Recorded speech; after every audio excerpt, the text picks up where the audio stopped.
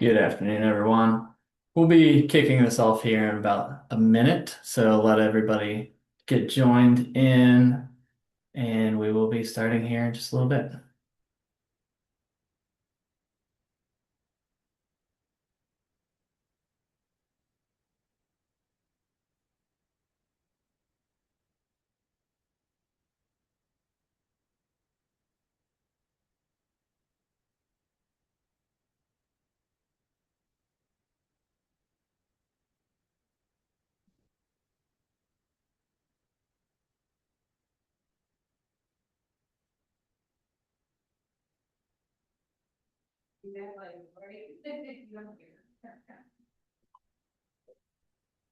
Well, good afternoon, everyone. I know there's still going to be some joining, but it's 4:01. I'd like to go ahead and get started.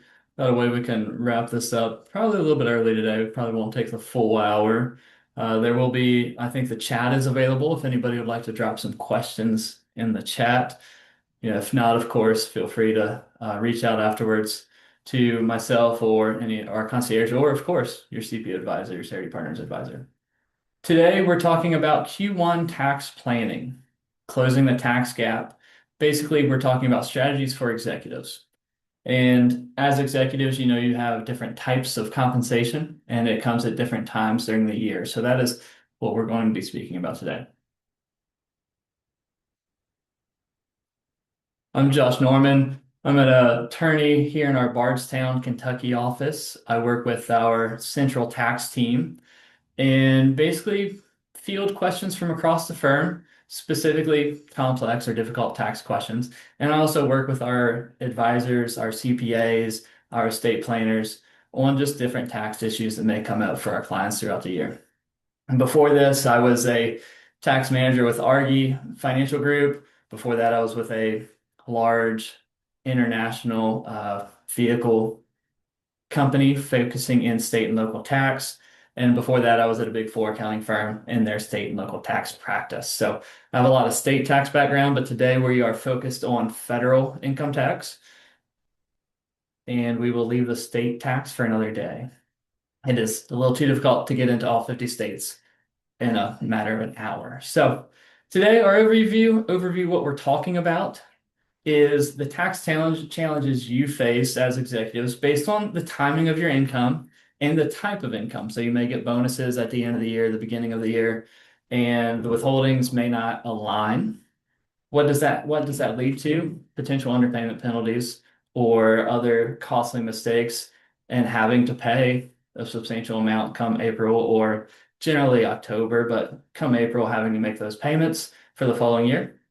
And then we'll talk about some tax strategies that may help close those tax gaps, whether that be safe harbor or some elections you can make.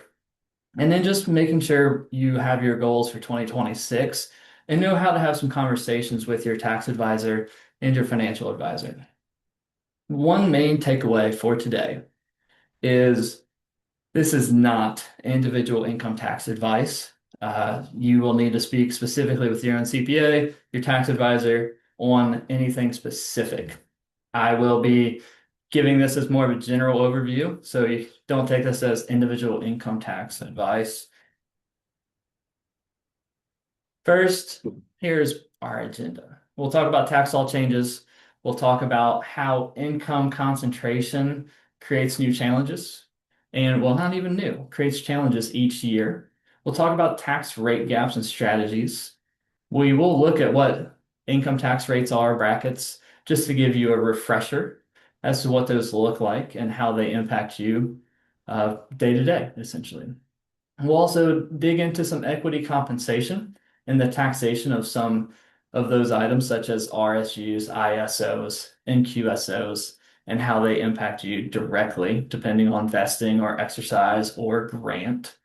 And then tax strategies, increasing withholdings, or those elections, such as an 83B election. We will talk about those further.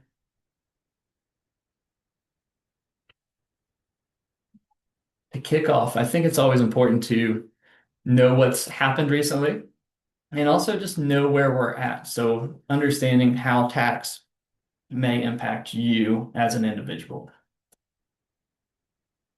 First, some just adjustments. We all heard about the one big beautiful bill back in July when that passed. It's gone through a number of name changes at this point. It may be called HR 1.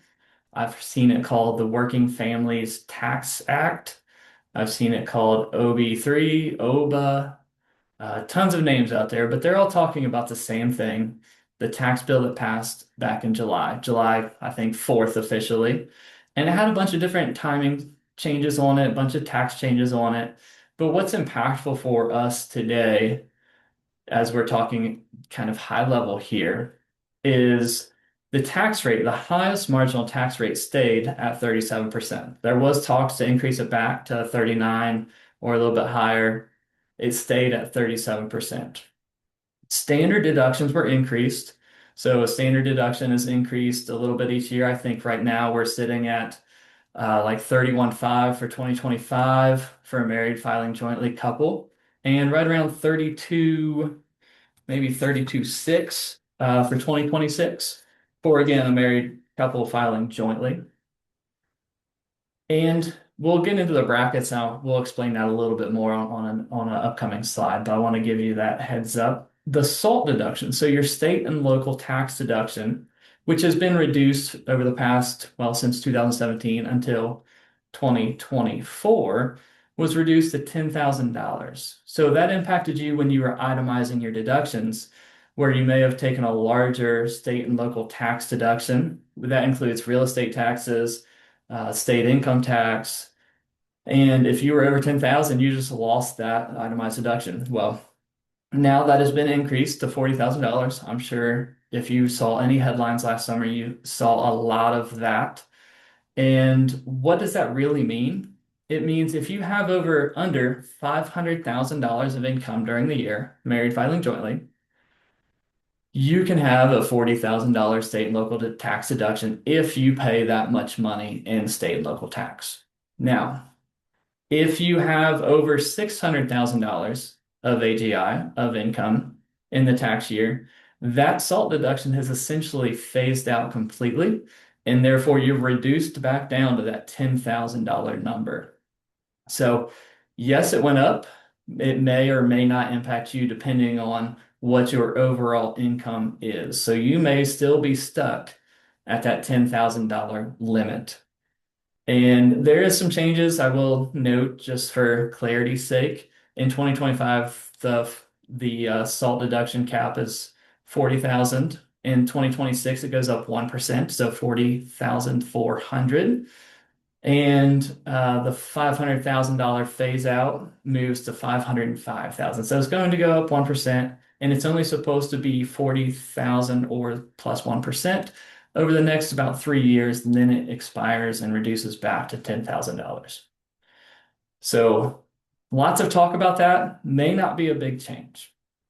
Additionally, part of the bill that passed last summer, there is now a charitable contribution floor. This starts in 2026. The SALT deduction started in 2025. So as you're filing your April 2025, as you're filing here coming up, you will be able to get that $40,000 tax deduction should you qualify. Now in 2026, there is a charitable contribution floor and a limitation on your itemized deductions. What does that mean? It means there is a haircut. So if you generally give 10% of your income to a charity, then 0.5% of that is lost as a deduction. The charity still gets their full amount you gave them. However, when you're taking your deductions, if you itemize, you will lose 0.5% of that essentially based on your total AGI. So just be aware of that limitation. Also, itemized deductions are limited. So if you're an itemizer and you're in the top tax bracket, instead of having a 37% income tax deduction, you're essentially going to be seeing a 35% income tax reduction. So you will lose about a 2% deduction there if you're in a top tax bracket. And then again, that charitable contribution floor is of 0.5% of your AGI. AMT is still gone. Alternative minimum tax is still largely non-existent for most taxpayers, except for the exercise of incentive stock options. So that is a big like catch 22. You may have the benefit of exercising those ISOs, but then you will get hit with AMT. Now there are some things you can do there. There's AMT credit available for future years, but it does surprise a lot of people, and we'll talk more about that in some future slides. But AMT is still generally non-existent for most taxpayers. Net investment income tax, this is known as NIT. It is essentially a 3.8% tax, surtax on top of your capital gains. So if you are a 20% capital gain ratepayer, taxpayer, you can assume that would be 23.8%. So if you have gains from stocks and bonds, long-term capital gains, and you meet the thresholds, then you would be paying a 23.8% tax rather than a 20% tax due to this NIT. And that applies to a large majority of taxpayers. The threshold for married filing jointly is $250,000 of income. So a lot of this means proactive planning is important, especially this year for 2026. Planning for itemizing deductions, planning around that SALT, planning around charitable contribution floors, and just planning on general deductions and knowing where you stand. Having those conversations with your CPA at the beginning of the year can be quite impactful as you're planning maybe estimated payments, maybe additional withholdings, or you're planning some other items, QCDs, qualified charitable donations, or things like that. So always make sure you're talking to your CPA about things that are happening in your life as far as income rates, changes, income, especially here today. We're talking about bonuses and equity. But let's go back and refresh. What is a tax bracket? How does it work? On the left, you will see the tax brackets for 2026. So they start at 10% and go to 37%, like we mentioned. And at the end of the day, everybody falls into what is called an effective tax rate. So these are marginal tax rates. So if you make $1 million, you are in a 37% marginal tax rate. Now, not all of your income is taxed at 37%. So if you make $1 million, your tax bill is not $370,000. It may be closer to $240,000 because of how your effective rate works. So as you can see, you work through each level, you pay tax at that level on those amounts of income. And then once you get over that $768,000, those dollars are then taxed at 37%. So be aware there is what's considered your effective tax rate and what's considered your marginal tax rate. So just as you're having conversations and your CPA may be talking to you about this and everybody's assuming we're all just going to pay the 37%, you may be a little less than that. And it's important to just understand and be aware of how those affect you. Capital gains brackets, you will see the 20% capital gain bracket starts at 613,000 if you're married filing jointly. So below that, that's total AGI. That's not just capital gain income. Below that, you might be at a 15% or a 0% rate, but just know that those brackets are there as well for capital gains. As tax professionals, we generally will make an assumption that your capital gains are going to be taxed at 20% and your income's taxed at 37%, just to put it in a safe range. But when you're talking individually to your tax preparer, your CPA, and tax advisor, they can hone that in, dial that down to make sure you're paying the correct amount of tax for what you're expecting to have as far as income for that year. And therefore, you're avoiding overpayments and potentially underpayments, but generally overpayments for that matter. Next, let's go into some more details. What does this mean? What is my income? What does it lead to for me specifically? So executive compensation typically includes a mixture of certain things. One is your base salary. That is just your cash payments you receive. You're going to receive those on your W-2. It will be taxed by your company. Then you will have annual bonuses. You may have more than one bonus. You may get quarterly bonuses or performance-based bonuses throughout the year. Those are also paid and have withholdings on them. We will talk about specific bonus withholdings here in the next couple slides.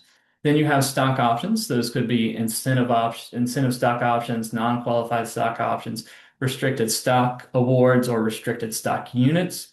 And each of those has different rules associated with it. We will go more into detail on those, but each of those types of stock options have different rules on vesting, taxing, and how they just work in general. You may have deferred compensation. And what that is maybe you elect essentially to defer your payments. So if you are, let's say you're going to retire in 10 years, and you could take a 20% reduction in pay right now and just have it deferred out into your retirement years, you may be able to lower your effective tax rate now and then raise it slightly in the future when you're at a lower rate in general.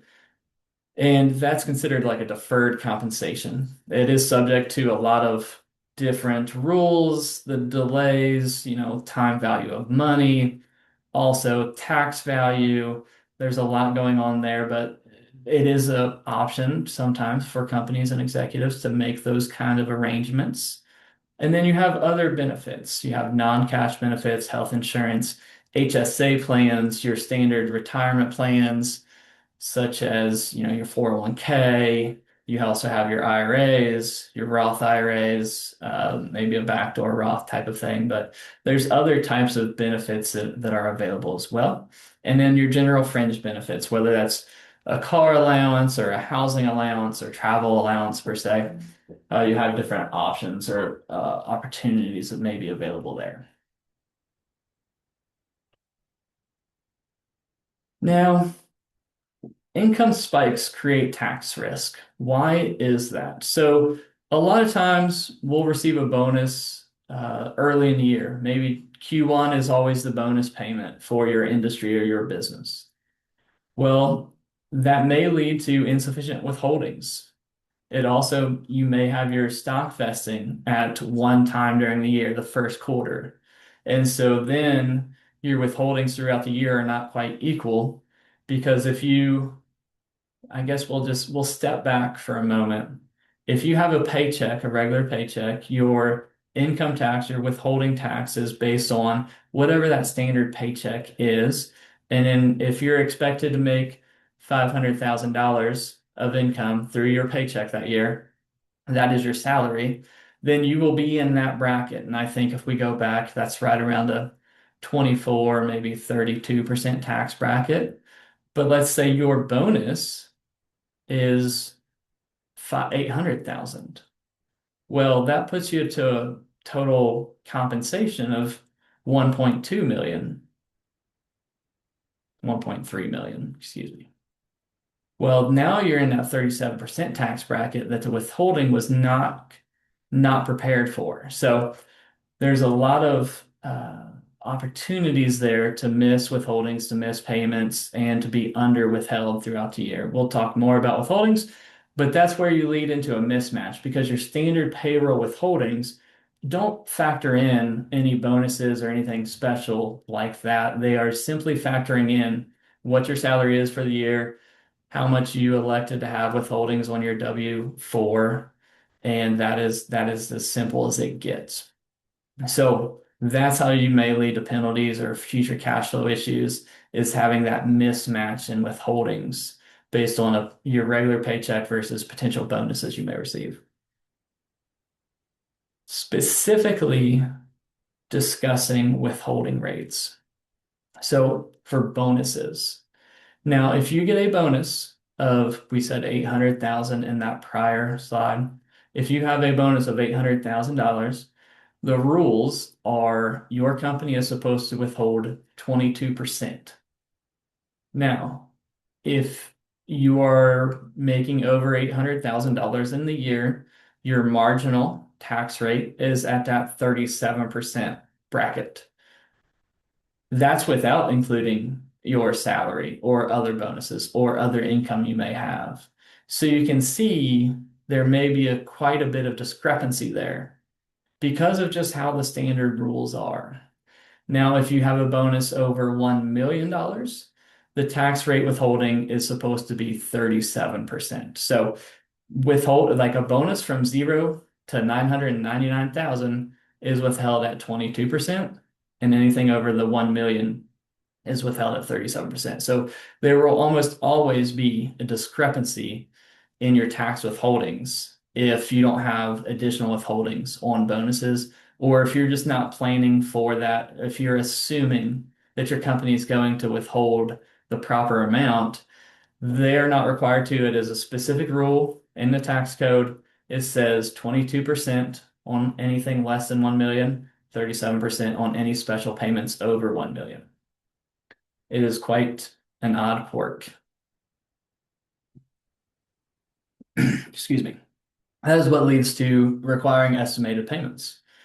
So if you get a large bonus, 900,000, well, let's go back to $800,000 for the sake of our example in Q1, and that's withheld at 22%. And by the end of the year, your marginal rate is 36% per se. You are missing that 14%, and the IRS will want it. So just be aware of how those bonuses are taxed. Now, generally you can go to your HR department and ask for additional withholdings, either a dollar amount or a percentage sometimes, depending on how your HR is structured, and get that cleaned up for yourself. Or you can make the estimated payments as necessary. And sometimes it makes more sense to make estimated payments throughout the year, especially if you know you will be receiving dividend income or interest income and things not contemplated by your standard payroll, paycheck withholdings, and your bonuses. And so that's one of our key pieces today, is just taking away that 22% versus 37% withholding on bonus payments or special payments, because I find that to be a very big surprise to a lot of clients. Now we're going to discuss equity compensation and a few of the different types of equity compensation and how it applies to you as a new shareholder, as an employee, as an executive. So first, RSUs. So restricted stock units are taxed as ordinary income immediately upon vesting, generally through your payroll withholdings. And this triggers your tax liability even if you don't sell shares. So a lot of times when we think about stock or equity, we think the tax comes when we sell the shares. However, a lot of these equity items that you receive as granted for your services are not taxed that way. So RSUs specifically are taxed as ordinary income upon vesting. So if you have a quarterly vesting, or maybe you have a monthly vesting, those are going to be taxed at that time when they are vested. And so that will lead to special withholdings essentially on those, because it will increase your income for that period, and you will generally have more withholdings on it through payroll. ISOs, so incentive stock options. Incentive stock options, there is no tax at grant or at exercise date. However, it could trigger AMT, alternative minimum tax, just based on your exercise and holding periods. This is something, if you are an executive that has ISOs or the opportunity for ISOs, make sure you're having those conversations with your tax advisor and make sure they're aware that AMT may apply. Excuse me. Some of these stock options will surprise you essentially on how they are taxed. And certain states tax them differently as well, to make you all aware. NSOs, so non-qualified stock options, are taxed as ordinary income at exercise, often without sufficient withholding, and this of course causes tax payment gaps. So RSUs are taxed at vesting. Non-qualified stock options are taxed at exercise. And those two differences are important to know and to track. So you may have different types of equity and they may vest at different times. And you may need to just be able to track and follow those and also make sure your tax advisor is following those and understanding the tax risk around those.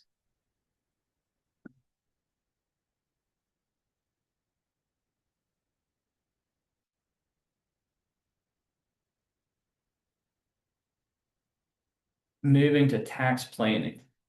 So I like to spend a lot of time in the tax planning side for clients. I feel like we all, especially when it comes to compensation, we expect it all to be taken care of through just our payroll withholdings. We expect that to be clean and simple, and at the end of the year, just file the taxes and everything should be fine. However, that is not always the case, and so tax planning is always important, whether you are a W-2 employee, you're a W-2 employee with equity compensation, with deferred compensation, or you have substantial investments that are kicking out capital gains, long-term, short-term, qualified dividends, non-qualified dividends, interest income, maybe interest expense. There's a lot of different planning to go into each of those items to make sure you're essentially landing at a net zero once it comes time in April 15. Safe harbors. This is probably the one of the best things the IRS provides to each of us is a safe harbor. And this helps prevent, if you have the same rough AGI year over year, this will help prevent a lot of penalties for you.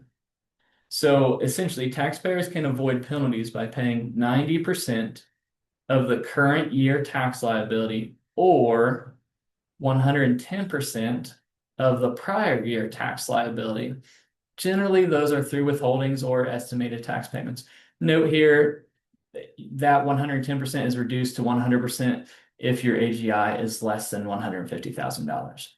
For the sake of today's purposes, we're going to use the 110% safe harbor just to maintain that extra level of clarity. So what is a safe harbor and how does it work?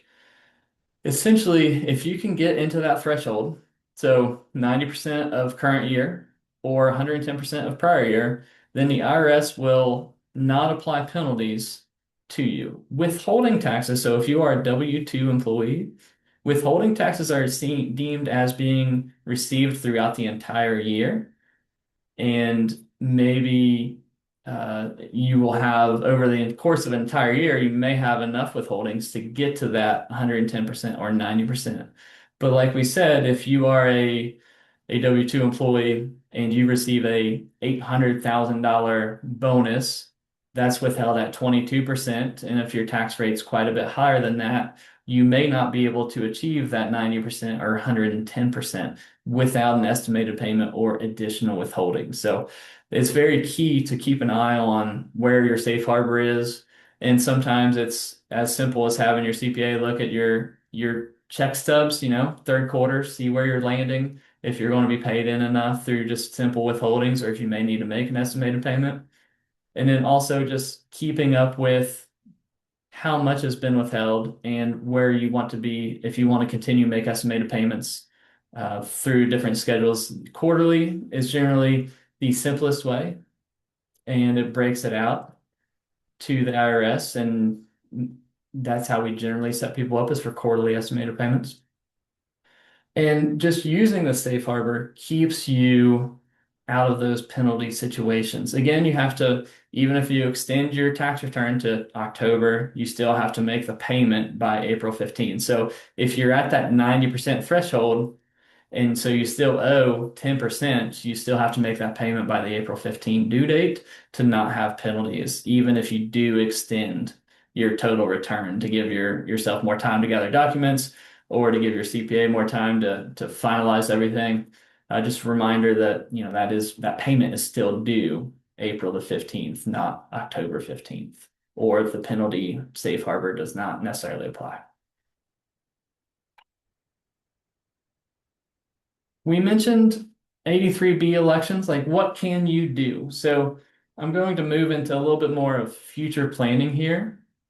And I guess before I do that, I want to back up one more thing on safe harbors. The IRS also allows for an annualized penalty. I don't know what we want to call it, but basically you can annualize your income tax withholding or your estimated payments. And so you analyze your income that you receive through the year and your deductions, and you take it quarter by quarter to see if that will lower your penalties.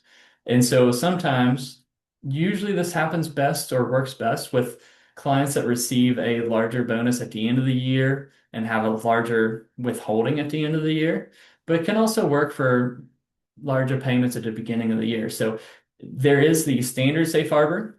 There is also available if you're going to be in a penalty situation, a CPA tax advisor can look and do what's called an annualization. And sometimes that can help benefit and reduce penalties. Just basically you're matching income with withholdings. Moving on, 83B elections and liquidity event planning. Now, 83B elections are important. We haven't discussed those in detail, but I will give you a quick synopsis. An 83B election allows you to pay tax in advance on equity that is granted to you. Now, what does that mean? If you have equity, if you are granted equity, let's say in 2026 worth $100, and it is at risk of substantial forfeiture. So let's say it's not fully vested. So you may forfeit it if you don't stay with that company for the next 3 years, but you expect that stock that you received to be worth $1,000 in the next 3 years. So it's $100 now. You expect it to be worth 1,000 in 3 years. You can pay tax on that $100 value now by filing this 83B election. So you're essentially prepaying the tax because it may not be due, it's not due at this time because you don't completely own the shares. But when you get the shares fully vested in your name in 3 years and it's worth 1,000, when you go to sell those shares, you are then only having to pay capital gains on them rather than ordinary income. So you essentially pay the ordinary income tax rate now. You basically are prepaying. And then in the future periods, you get the benefit of paying the long-term capital gain rates. It doesn't apply to all equity, but if your equity plan has a substantial risk of forfeiture in your shares, then it's always definitely worth discussing with your tax advisor. The one key to an 83B election is it has to be filed within 30 days of receiving that stock grant. So it's not filed with your tax return. And you can't just wait until you meet with your CPA to talk about your tax return. Once you have that, you need to go ahead and make the plan, assuming it's going to rise in value. If you plan on it going lower in value, it makes no sense to pay tax on something higher now and then basically losing the value of it over time. So you've got to plan it and make sure it makes sense for you. One, do you have the cash flow to be able to pay that tax now? It'd be ordinary income tax at this time. And two, do you expect it to increase in value? And even though it is subject to substantial forfeiture, do you expect to receive the shares that you're paying tax on today? Those are some of the things to really think through when you're thinking of an 83B election. I like to think of it as every share out there, it can qualify, every piece of equity can qualify for an 83B election unless it doesn't. And because the benefit is usually much greater, especially in times of market appreciation and growth business and a lot of things we have happening this time, this season of the markets, if you will. So always be aware of that. Have those conversations if you have equity, if you're going to be granted equity, have those conversations with your company that granted the equity and your tax advisor, and just make sure you know that 83B needs to be filed within 30 days to make sure you're not missing that opportunity. Another thing I like to discuss here is liquidity events. So we deal with a lot of clients that have potential liquidity events coming up, excuse me, such as an IPO or maybe a secondary sale coming up. And just thinking about how to position yourself for that. Do I want to tender my shares if I have an option? Is it worth it to me? Do I want to do a cashless exercise of my shares? Maybe I haven't bought them yet, but I could do a cashless exercise where it's no cash flow or no cash out of my pocket, and I just still get the profit from it at the back end. So there's some options there. Also, if there's a liquidity event coming up or you're aware of one potentially, do you have maybe some long-term capital losses stocked away that will end up being released that would be helpful so you don't have a big capital gain event in that year? So you can plan for, building up capital losses in some instances. And I know if you speak with some of our advisors, we could help set that up as well and work on that. But if you have some capital losses, they can offset your capital gains. If you have a big liquidity event in one year and it's just large capital gains, it's sometimes hard to just offset those immediately. Now, you can defer them, maybe a qualified opportunity zone, maybe rolling your shares into or rolling it into some other types of funds, maybe options. You may have the option of just investing in some other vehicles. But generally, when you have a liquidity event coming up, you're probably going to have a tax event too, and you need to plan for that, especially if you want to do something different and maybe defer gains or something along those lines. Or maybe you want to gift shares, or you can gift shares to a spouse or children or to your trust. There's a lot of different opportunities and options out there for liquidity events. And just being aware that, there's different things that you can do is always important. And just knowing that you're not stuck in, if I sell it, I have to pay all the tax right now. So just be aware there's options out there to defer essentially, or to go ahead. Sometimes paying tax is not bad. I like to tell clients sometimes that, if you didn't make any money, you wouldn't have to pay tax. And so paying tax is just a sign of making more money. And so just trying to do it smartly and as tax efficiently as possible is always important in my mind. Now, we're wrapping this up, and I was expecting to be right about 45 minutes. I don't like to take a whole hour. I don't think people need or want to listen to me for a whole hour sometimes. But I wanted to just give you some things to take away. Make sure you're talking to your professional about equity compensation plans. I've just mentioned that a lot today. And just make sure you're having those conversations, especially 83B elections with the timing, especially if you have ISOs. Make sure your tax professional is aware of AMT obligations. It surprises a lot of people if your tax professional was not around pre 2017. Let's say they're a little newer to the game, they may not ever think about AMT because it doesn't come up very much. And so you may go to the end of the year and thinking, oh, I have plenty of withholdings. I'm not going to owe any tax. I'm covered. And then you get that surprise from your accountant, hey, you owe AMT of X. You never want to be in that position. So make sure your tax professional is aware of any of your bonuses you may get, of any ISOs, of other equity options, and then your ability to make an 83B election. I made a couple notes here at the bottom of the slides. And these are links. I don't know if we're sharing the whole deck, but we will have a one pager coming out as well. After this, we will be sending some emails out specifically with a one pager. But I wanted to put some links in here. So if you go to seritypartners.com/insights, we have a lot of our writings out there. And so most recently, I think over the last, I would say 6 months, we've had 3 pieces come out. One is how to invest your bonus wisely. The second one would be turning equity compensation into a strategic asset. And then the third one there, incentive stock options and the AMT catch 22. And I mentioned these specifically. There's a lot more out there. We have a lot more on equity compensation, but I wanted to just clue you all into this. Like I said, this is not individual tax advice. This is not detailed and in depth, and it may not be particularly on your type of situation. But if you go out here to some of our insights, they have a lot more depth to them and they can speak more specifically to some certain circumstances you may have. So I know a lot of people are saying, "Hey, I got my bonus. What should I do with it?" I think it's been released a great piece on how to invest your bonus wisely. So lots of great writings out there. There's a lot more than just this. So I always encourage clients and also advisors to take a look, see what we have out there, because it may just be as simple as just opening that, taking a read, and discussing it more in depth with your tax professional and your advisor. So just a little roadmap and to wrap things up.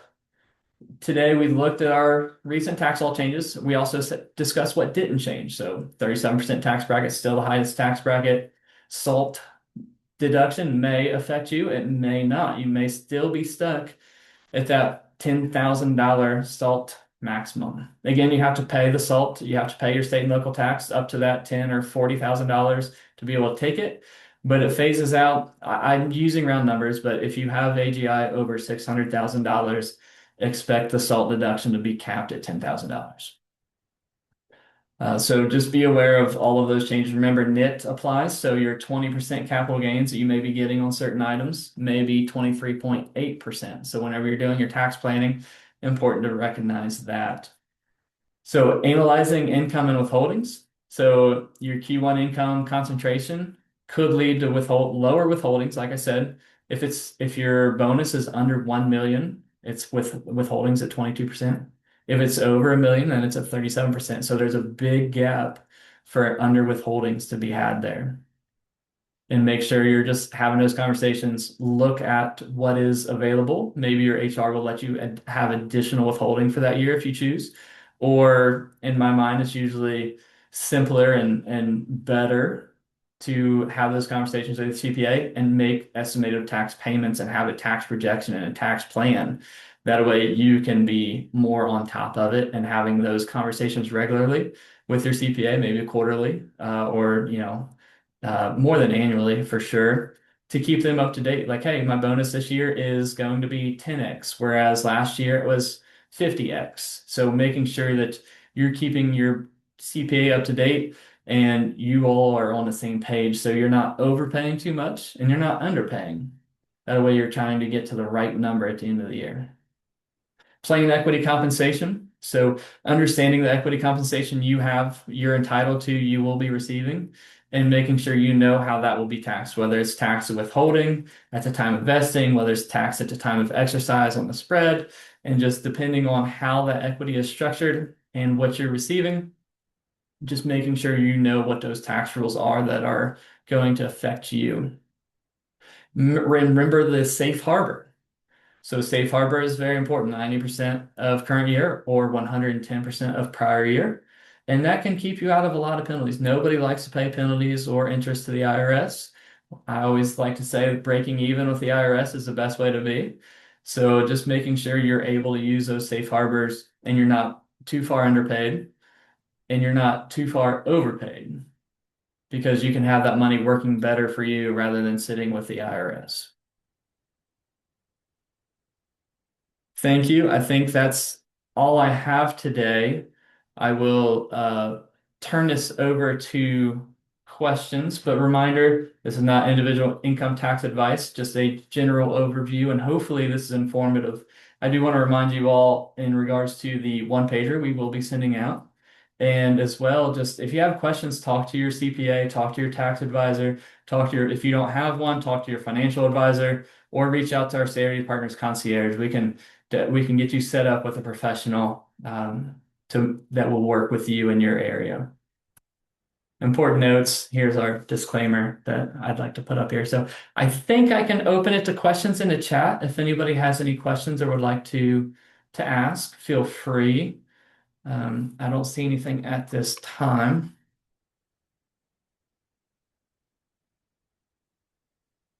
All right. Well, I think that is it. It is 4:45, so ending right at the 45-minute mark.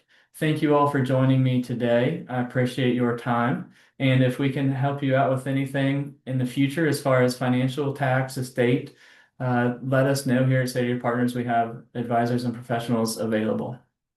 Have a great day. Thank you, everyone.